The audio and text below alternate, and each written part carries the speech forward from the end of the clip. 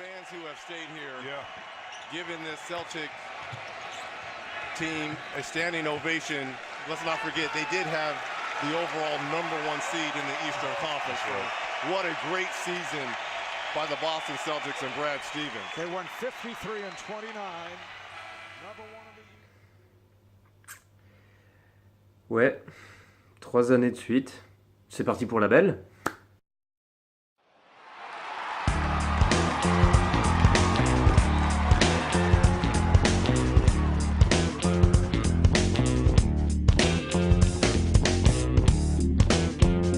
Fans du basket sur internet, bonjour, Tancred Adno pour QIBasket.net. Vous avez été nombreux à venir nous dire que notre première vidéo était plutôt sympa.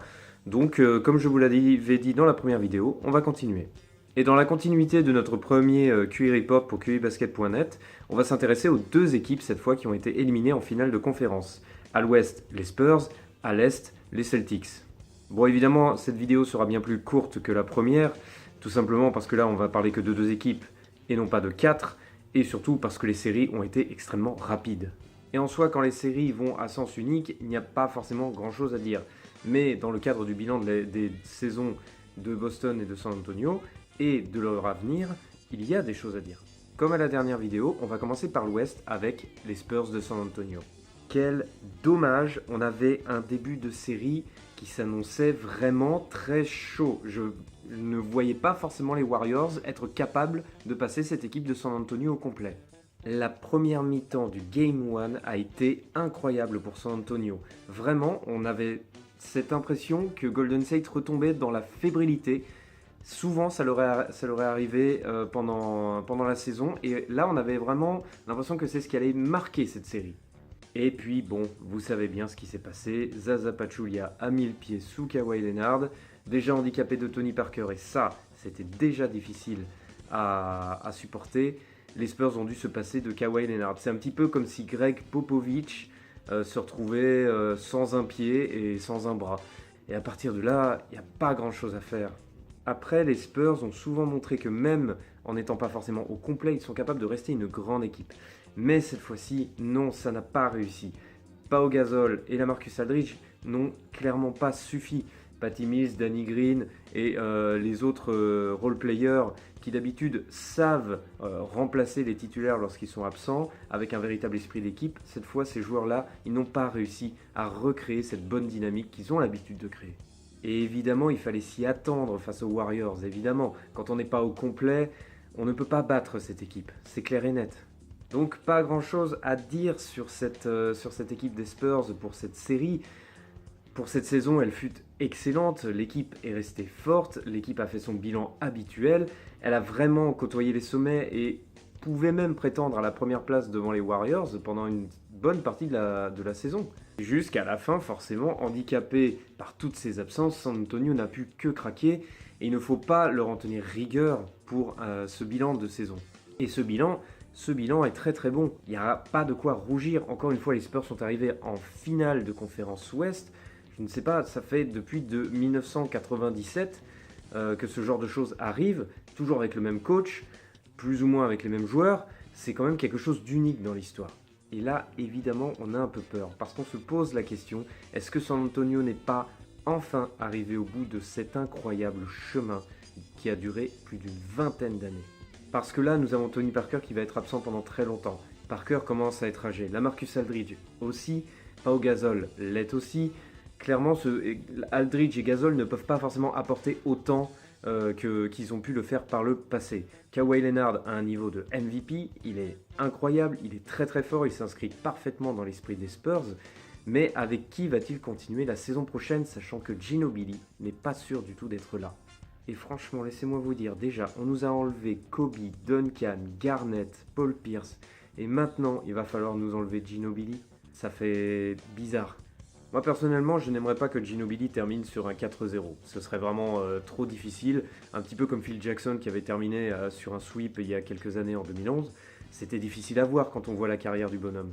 Et puis en soi, on ne sait même pas si Popovich va rester aussi longtemps que ça. En fait, l'idée principale, c'est de se dire, est-ce que San Antonio peut continuer comme ça? Les cadres qui ont fait que les Spurs sont restés à un haut niveau pendant toutes ces années sont soit partis, soit en partance. Kawhi Leonard assure une bonne relève, mais est-ce qu'il va assurer une relève du même niveau ? Parce qu'après, derrière, c'est toute la question de l'entourage de Kawhi Leonard qui se pose. Et là encore, cette année, on a vu des bons rookies, on a vu des bons role-players se montrer, se mettre en valeur.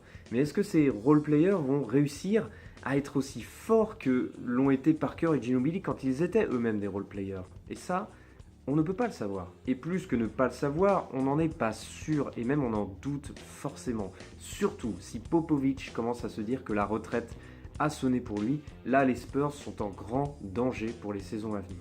Mais bon, vous savez ce qu'on dit, en 2007, on devenait les Spurs déjà trop vieux. 10 ans plus tard, on sait ce qui s'est passé, et on sait très bien que San Antonio, c'est une équipe qu'on ne doit jamais oublier. Quoi qu'il en soit, avec la potentielle retraite de Ginobili, ça donne un coup au moral, effectivement, autant pour l'équipe de San Antonio que pour ses fans et pour les fans de la NBA dans le monde entier. Je ne sais pas si vous réalisez à quel point on est à une période charnière, notamment depuis le départ de Kobe Bryant, où vraiment il y a un changement de génération aujourd'hui. Après, on parle toujours des rumeurs de transfert autour de Chris Paul, mais je suis pas forcément convaincu par ce genre de rumeurs, et ça reste quelque chose d'assez fou pour être vrai, pourquoi pas après tout. Si une superstar venait à San Antonio, on peut penser à Kyle Lowry par exemple, ou même pourquoi pas Chris Paul, il faudra encore compter sur San Antonio pour les années à venir. Mais bon, comme je l'ai dit tout à l'heure, faut jamais enterrer les Spurs.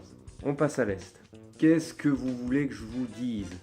Ils sont trop forts. Franchement, ça se voyait. Je veux pas me vanter, mais quand on a fait nos pronos sur QI Basket, j'avais dit 4-1 pour les Cavs face à Boston. Vous pourrez vérifier dans les articles précédents. Mais au-delà de mes énormes capacités de voyance, c'était quand même extrêmement prévisible de voir que Cleveland, qui arrivait comme un train surchargé sur Boston, ça allait donner une série à sens unique. Et puis, un miracle s'est produit.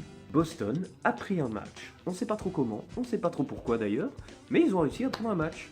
Chapeau les gars. Là j'avoue, ça montre quand même l'esprit de Boston. Moi je suis allé au TD Garden, j'ai vu l'ambiance, j'ai pu la comparer avec d'autres salles.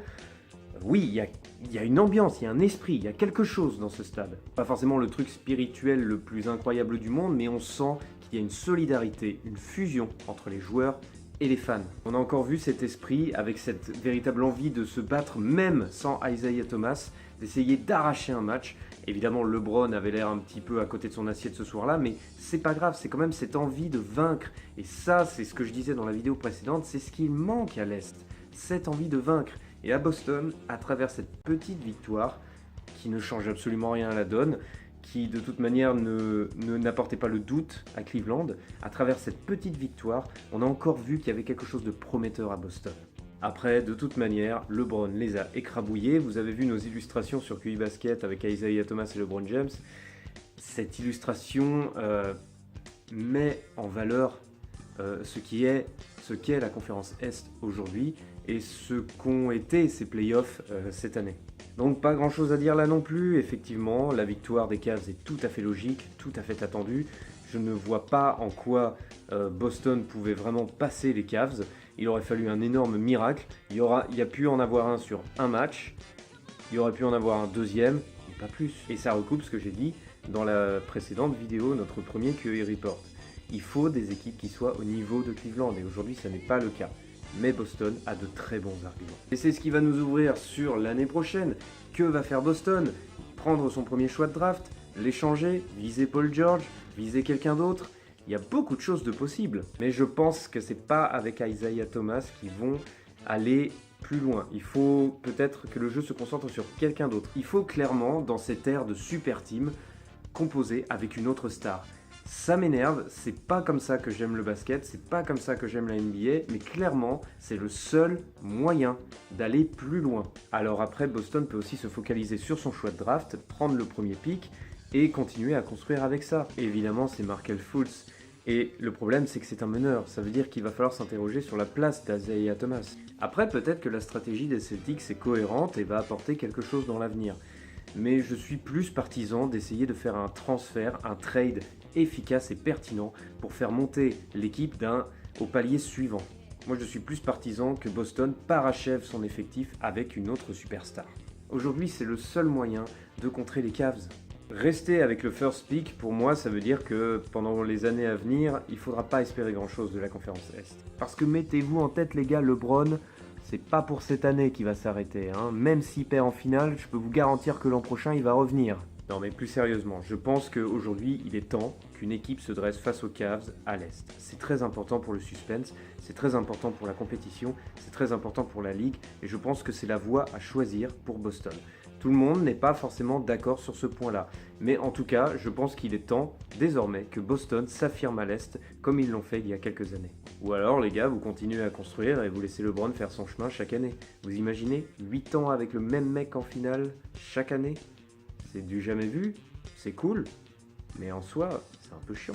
Voilà, c'était le QI Report numéro 2, évidemment bien plus court. Je ne vais pas faire de pronostic pour les finals, tout simplement parce que j'ai dit dans la précédente vidéo que je voyais Cleveland gagner 4-2, donc je vais faire assez bref. Je pense que les Warriors vont s'effondrer psychologiquement. J'ai vu qu'il y avait des fissures dans cet effectif. Le banc apporte, mais pas assez. Cleveland est plus cohérent, plus renforcé. Ils ont LeBron, ils ont toujours Kyrie Irving ou Kevin Love qui peut se mettre en relief même si LeBron est en difficulté.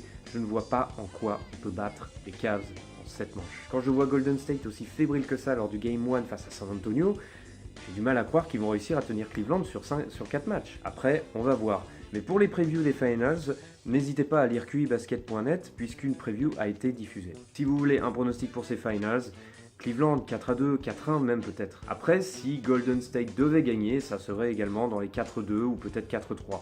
Mais ce à quoi je m'attends probablement pendant ces finals, ce ne sont pas des matchs serrés, ce sont des blowouts. Et ça, c'est un autre problème dont je n'ai pas forcément parlé dans la première vidéo, c'est que ces dernières années, les playoffs ont été vraiment remplis de blowout. Pour ceux qui ne comprennent pas, un blowout, c'est une victoire très très forte, comme par exemple Boston qui perd de 44 points face à Cleveland. Cleveland fait une blowout victory. Et en soi, est-ce que c'est si important? Je ne sais pas, mais ça se voit de plus en plus. C'est-à-dire l'équipe A contre l'équipe B. L'équipe A va gagner le premier match avec un écart de 30 points. Et le match 2, l'équipe B va gagner avec un écart de 30 points. Ça se voit de plus en plus, et notamment en finals. Et ça se voit énormément dans les playoffs de ces dernières années. Si je dois faire un bilan global de ces playoffs, j'en suis à plus de 23 saisons NBA depuis que j'ai commencé à suivre la NBA. C'est probablement, certainement, et sans aucun doute même, les playoffs les moins intéressants que j'ai pu connaître. Parce que clairement, il n'y avait aucun suspense, il y a toujours du spectacle. Nous avons eu quand même quelques bonnes séries, mais dans l'ensemble, on savait déjà comment ça allait se finir. C'est vrai qu'on a hâte de voir ces finales, mais en soi, quand on regarde derrière nous, on se dit il était temps qu'elles arrivent. Voilà, je voudrais remercier toute l'équipe de QI Basket qui se démène de plus en plus, et vous êtes de plus en plus à nous suivre et ça nous fait super plaisir. Merci pour ceux qui nous ont apporté leurs commentaires pour la première vidéo, ils étaient vraiment très positifs et vous nous avez donné quelques conseils. Pensez faire 10 vues, un grand max, et on en a fait plus d'une centaine, donc c'est vraiment cool. Donc merci à vous, continuez de nous suivre et n'oubliez pas, ball is life.